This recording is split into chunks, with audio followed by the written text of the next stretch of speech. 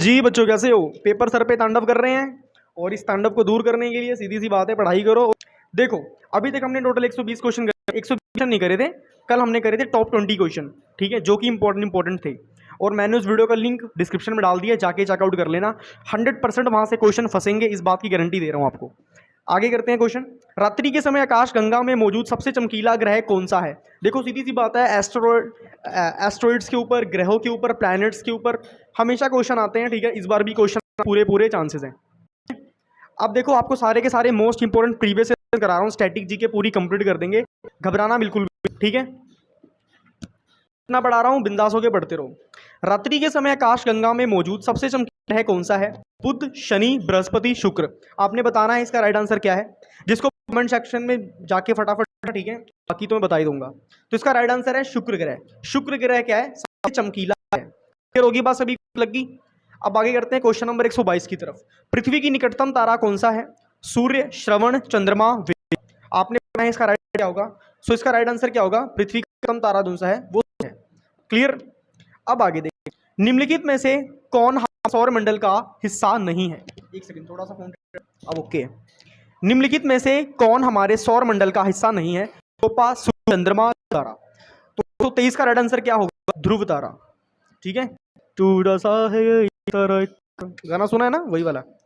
अब देखिए, निम्न कथन दिए गए विकल्पों में से किस नियम पर लागू होता है? किसी भी ग्रह को सूर्य से जोड़ने वाली रेखा द्वारा समान समयांतरालों में तय किया गया क्षेत्रफल समान होता है। इसमें यह बोला गया है, सूर्य से जोड़ने वाली रेखा समान समयांतरालों के किया गया क्षेत्रफल समान है। तो हमने इसका राइट आंसर बताना है। आपके सामने ऑप्शंस दिए। ऑप्शन क्या है? आवर्तों का, क्षेत्रफलों का नियम, गति का नियम, कक्षाओं का नियम। आपने बताना है इसका आंसर क्या होगा। सो इसका राइट आंसर होगा क्षेत्रफलों का नियम। सीधी सी बात है, अगर हमने किसी चीज का क्षेत्रफल, एरिया नापना है, ठीक है, तो हमें क्षेत्रफल का नियम यानी एरिया का फॉर्मूला तो पता ही होना चाहिए ना यार। आपने मैथ में पढ़ा होगा ना, एरिया ऑफ रेक्टेंगल क्या होता है, L into B. Area of square क्या होता है, 4a स्क्वायर, है ना। तो वो सारी चीजें हैं और कुछ भी नहीं है। ये क्वेश्चन आपके एनटीपीसी स्टेज में पूछे गए। जितने क्वेश्चन आपको करवाऊंगा ना, सारे के सारे रेलवे वाले क्वेश्चन होंगे और सारे के सारे आपके एग्जाम में आने के पूरे चांसेस भी हैं, ठीक है। तो नेक्स्ट क्वेश्चन, 21 मार्च और 23 दिसंबर को सूर्य की किरणें सीधे भूमध्य रेखा पर पड़ती हैं, जिसके कारण पृथ्वी पर दिन और रात बराबर होते हैं। इसे डैश कहा जाता है? शीतकालीन संस्कृति, घूर्णन, विषुव या ग्रीष्म संस्कृति। आपने बताना है इसका राइट आंसर क्या होगा। सो इसका राइट आंसर है विषुव। इसको बोला जाता है। नेक्स्ट पर चलिए, इस क्वेश्चन पर देखो, स्थित भौतिक अनुसंधान के पीछे भी बोला जाता है। एक 21 में एक बहिग्रह या एक्सोप्लैनेट की खोज की, ठीक है, जिसका आकार बृहस्पति ग्रह के आकार का डैश गुना है। आपने बताना है कितने गुना है, ठीक है। आपके सामने ऑप्शन दिया है 1.4 गुना, 3 गुना, 0.70 गुना या 2 गुना। तो इसका राइट आंसर क्या होगा? 126 का ये होगा 1.4 मल्टीपल, यानी कि 1.4 गुना, ठीक है। आगे चलते हैं क्वेश्चन में। डैश पृथ्वी का वह क्षेत्र है जहां सजीव प्राणी पाए जा सकते हैं और यहां उनका जीवन यापन हो सकता है। अब आपने बताना है इन ऑप्शंस में क्या आंसर सही है। क्षोभ मंडल, जैव मंडल, समताप मंडल, वायुमंडल। आपने बताना है पृथ्वी का वह क्षेत्र का नाम क्या है, ठीक है। जैव मंडल, वायुमंडल, समताप मंडल। तो जल्दी से बताएं इसका राइट आंसर क्या होगा। चलो वो सब छोड़ दो, मैं ऑप्शन नंबर ए भी काट देता हूं, ऑप्शन नंबर सी भी काट देता हूं। इन्हीं दोनों में से राइट आंसर बताओ क्या होगा। जल्दी से बताओ, इसमें इन दोनों में से राइट आंसर क्या होगा। जैव मंडल होगा या वायुमंडल होगा? जल्दी से बताओ सभी। देखो बहुत ही ना इजी क्वेश्चन है, क्लास 7th का क्वेश्चन है, या क्लास 7th का क्वेश्चन। अगर आपने 7वीं क्लास की बायो अच्छे से पढ़ी होगी ना, उसमें आपको ये चैप्टर दिया हुआ है, उसमें आपको सब कुछ बताया हुआ है। सीधी सी बात है, जैव मंडल। जिन्होंने जैव मंडल बोला इंटेलिजेंट है, जिन्होंने वायुमंडल बोला बेटा 7वीं की एक बार दोबारा साइंस पढ़ लेना, ठीक है। देखो सीधी सी बात है, वायुमंडल तो यार हर प्लेनेट का अलग अलग है, ठीक है। वायुमंडल का मतलब क्या होता है? एटमॉस्फेयर। एटमॉस्फेयर हर प्लेनेट का अलग है। मरकरी का एटमॉस्फेयर अलग है, जुपिटर का अलग है, हमारी अर्थ का अलग है। बट जैव मंडल का मतलब क्या? जहां पर जीव रह रहे हैं। जैव मंडल का मतलब क्या होता है? जहां पर जीव रह रहे हैं, ठीक है। जीव मतलब लिविंग बींग्स, ठीक है, human beings, animals, plants, insects. Human beings मतलब हम मनुष्य लोग, ये सारी चीजें, ठीक है। तो जैव मंडल याद रखना, इंपॉर्टेंट क्वेश्चन है ये बहुत ज्यादा, ठीक है। नेक्स्ट क्वेश्चन पर चलते हैं। चंद्रमा की सतह से देखने पर किसी अंतरिक्ष यात्री को आकाश डैश रंग का दिखाई देता है। ठीक है, यानी कि चंद्रमा के में आप जब खड़े होंगे तो वहां से जब आप अंतरिक्ष को देखेंगे तो आपको अंतरिक्ष कौन से रंग का दिखाई देगा? नीले, सफ़ेद, लाल, काले।